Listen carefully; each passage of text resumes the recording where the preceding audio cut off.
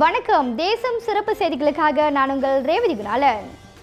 பேரா ஈப்போ சமூக நல இலாக்கா சிறார்கள் பாதுகாப்பு பிரிவினர் ஏற்பாட்டில் வெள்ளத்தால் பாதிக்கப்பட்ட சிறுவர்களுக்கு பள்ளி சீருடை.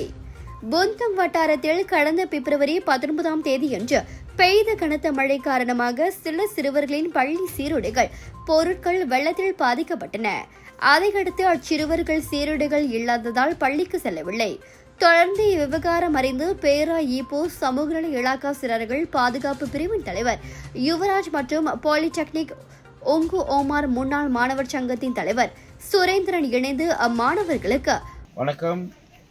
நான் Yuvraj, Persatuan Kebajikan Sosial Sukan dan Kebudayaan Presiden. கூட இருக்கிற அண்ணன் சுரேன், முன்னாள் பாலிடெக்னிக் ஒங்கு ஓமார் முன்னாள் மாணவர். இவரும் ஒரு முன்னாள் மாணவர்களோட ஒரு தலைவர்.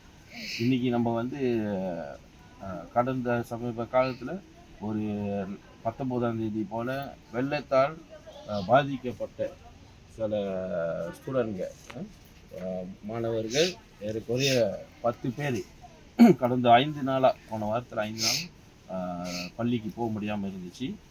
ஏன்னா அவங்க உடைகள்லாம் வெள்ளத்தில் அடிச்சுட்டு போனதுனால எல்லா ஸ்டூடெண்ட்டுக்கும் அவங்களோட பேக்கு அப்புறம் யூனிஃபார்ம் எல்லாமே வெள்ளத்தில் பாதிப்படைஞ்சு போயிடுச்சு. ஸோ எல்லோரும் அந்த வீட்டுக்கு ஏற்கனவே நாங்கள் போய் அவங்க எல்லாத்துக்கும்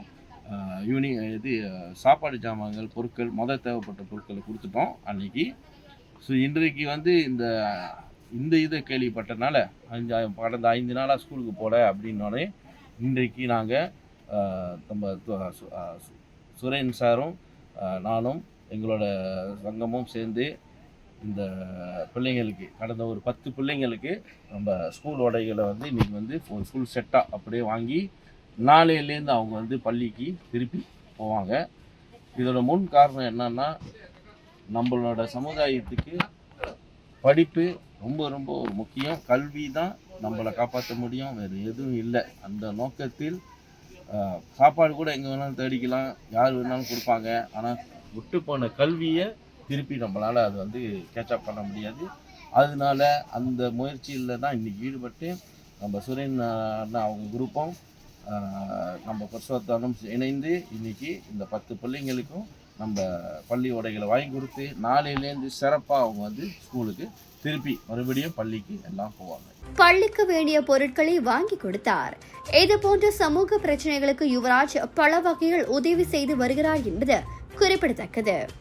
இத்துடன் இன்றைய செய்திகள் நிறைவடைகின்றன. மேலும் பல அண்மைய செய்திகளை தெரிந்து கொள்ள தேசம் டிவி மலேசியா யூடியூப், டிக்டாக் மற்றும் இதர சமூக வலைத்தளங்களை பின்தொடருங்கள். உங்களிடமிருந்து விடைபெறுவது நான் உங்கள் ரேவதி குணாலன். மக்களோடு தேசம், தேசத்தோடு மக்கள். நன்றி, வணக்கம். ஒரு வீட்டுக்கு ஒரு பட்டதாரி எனும் நிலை போய் ஒரு வீட்டுக்கு பல மருத்துவர்களை உருவாக்கும் நடவடிக்கையில் இறங்கியுள்ளது எய்ம்ஸ் பல்கலைக்கழகம். இந்திய மாணவர்களின் எதிர்காலத்திற்கு அடித்தளம் அமைக்கும் எய்ம்ஸ் பல்கலைக்கழகம் MIED வழி மாணவர்களின் பொருளாதார பிரச்சனையை கல்வி உபகார சம்பளம், கல்வி கடனுதவி மூலம் தீர்த்து வைக்கிறது. எய்ம்ஸ் பல்கலைக்கழகம் தரத்தில் உயர்ந்தது, போதனைகள் சிறந்தது, மாணவர்களுக்கு நிலையானது. இன்றைய நாடுகள் எய்ம்ஸ் பல்கலைக்கழகம்.